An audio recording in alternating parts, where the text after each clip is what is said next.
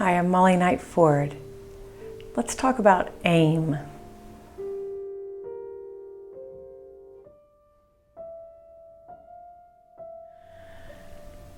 With aim, we create structure, drive, and purpose. And without aim, we wander and dream without getting anything done. So aim drives us towards something. And when we take the energy and time to create an aim for ourselves, we are propelled towards something. So aim provides focus. And the fact that an aim exists for you also creates potentiality just from it existing. We start to put quantities on things. We put deadlines and timelines, and that propels us to do something more. There's energy behind the aim, and so we start to be able to set ourselves in motion to doing small daily actions that take us toward the aim. If we don't make that aim and proclaim that aim, we don't have the energy behind what we're doing. And when we proclaim the aim out in public or to a group, as I'm working always in groups, then we hold each other up. We proclaim it so that we're held accountable. And this is important for an aim as well. Sometimes I have stated that I'm getting ready to do something, and I really had no idea that that's what I was getting ready to do. But in stating it, it started something in action. It was an active measure. So in experiencing daily discipline, this is where we run into struggle. And it is our way of imposing an intentional kind of suffering. Without the aim, we don't get that. And without this intentional kind of suffering, we don't get the transformation of energy that we need in order to complete a project. You may find that a lot of times we try to achieve something like going on a diet or finishing a book or doing something that we think we should do.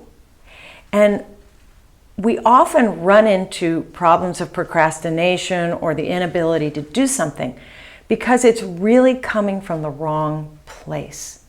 But without the aim, we wouldn't discover that in the first place. So it's okay to fail. It's okay to see that we have one part of ourselves battling with another part of ourselves, and we realize that we can't go forward with the aim when one part of us thinks we should do that, and the other part of us thinks, it doesn't matter. I can do it another time. But when an aim comes from something else in us, a place of cohesion from our heart, something that's a bigger picture for us, there's a different kind of energy behind that aim.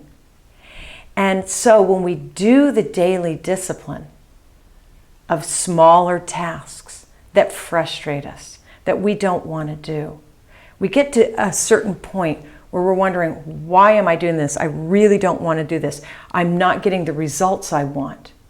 That's the time when we must take a step back and remember our aim. And then something gets lit up within us. We remember something that's deeply important to us. And your aim may be that you simply want to live a satisfying life. It may be an aim that you want more connection, more meaning. So with groups that I work with, I've seen over and over what happens to people when they take the aim of increasing their own transformation. They want something in life that they don't have. They're dissatisfied with the way life is going. And it has to come to that point in order for them to take this new aim. There has to be a point of dissatisfaction in a way that drives us toward a new aim. And at first, inevitably, I see that aim being picked up because of the way regular life has affected them, and it very much lives in their head. And there's a struggle, and there's a lot of failure, and there's a lot of discouraging times. But little by little, those struggles create something so powerful. And it's amazing to watch when someone's aim moves from their head to their heart. And when that happens, it's no longer so much of a struggle to do the things that we need to do on the daily. There's less of a struggle. There's less attachment to the outcome of a short-term endeavor, because we have something in our heart that means more for the big final outcome.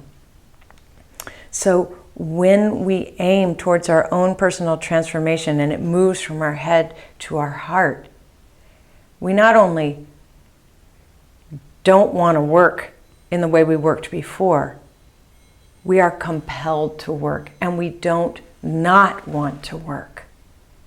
And something miraculous takes place. So think about what your aim is. Is it stretching you? Does it have meaning for you? Are you in a series of the type of aim in which you fail often and give up? Don't be discouraged. It's simply important to have an aim, to set yourself on a trajectory. It's like setting out on a journey, and you have to have somewhat of an idea of where you want to go in order to get there. Have a great week.